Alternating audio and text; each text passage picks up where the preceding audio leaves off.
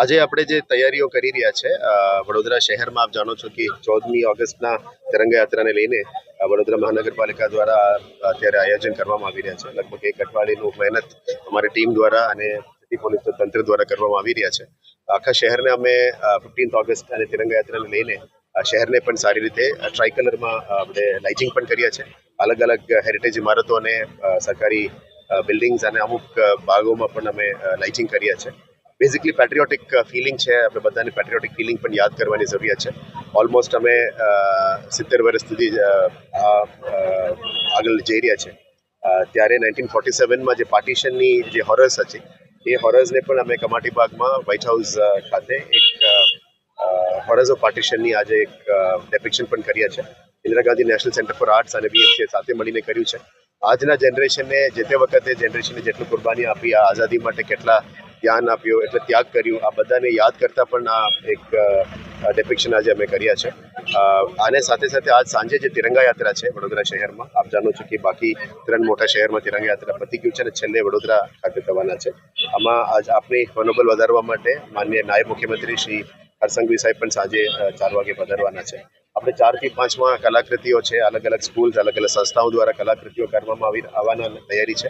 અલગ અલગ સામાજિક સંસ્થાઓ, અલગ સમાજો દ્વારા પણ ડાન્સ ફોર્મ્સ અને કલાકૃતિઓ રસ્તામાં પણ એ લોકો લગભગ 10 થી 15 સ્ટેજમાં ડેપિક્ટ કરવાના છે. આ તૈયારીના સાથે સાથે લગભગ વડોદરા શહેરના 50,000 પ્લસ નાગરિકો આપણા સાથે જોડવાના છે. અમારા પ્લાનિંગ એવું છે કે વધારે વડોદરાના શહેરના જનતા આવે, આપણા સાથે જોડે અને આ તિરંગા યાત્રાને સફળ બનાવે. તિરંગા યાત્રા એટલા માટે ઇમ્પોર્ટન્ટ છે કે આપણા એક પેટ્રિયોટિક ફિલિંગ, દેશનું, આઝાદીનું અને જે તે વખતના નેતૃત્વે આપણા દેશ માટે જે મહેનત કરી છે એની આગળ લઈ જતા આવનારા જનરેશન સુધી કાર્ય કરવા માટે આ એક બહુ સારું અવસર છે. આના માટે અમારે તંત્ર તરફથી ખૂબ અત્યારે તૈયારીઓ ચાલી જ રહ્યા છે. આશા રાખીએ કે વડોદરા શહેરના નેતૃત્વ, પદાધિકારીઓ, અધિકારીગણ, વડોદરા શહેરના નાગરિકો, એનજીઓ, સામાજિક સંસ્થાઓ, એક્સ આર્મ્ડ પર્સનલ જે 1971 વોરમાં, કારગિલ વોરમાં આપણે દેશ માટે લડ્યા હતા એવા જ વેટરન લીડર્સને પણ અમે બોલાવ્યા છે. NCC, scouts and guides, police બધા આપણે સાથે જોડવાના છે.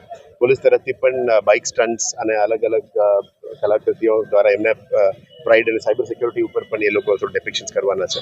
સાથે સાથે આપણા મહાનગરપાલિકાના ફાયર તંત્ર, આપણા વીએસપીએફના સ્પોર્ટ્સના બાળકો, એ તમામ અલગ અલગ કલાકૃતિઓ પણ એ લોકો પ્રસ્તુત કરવાના છે.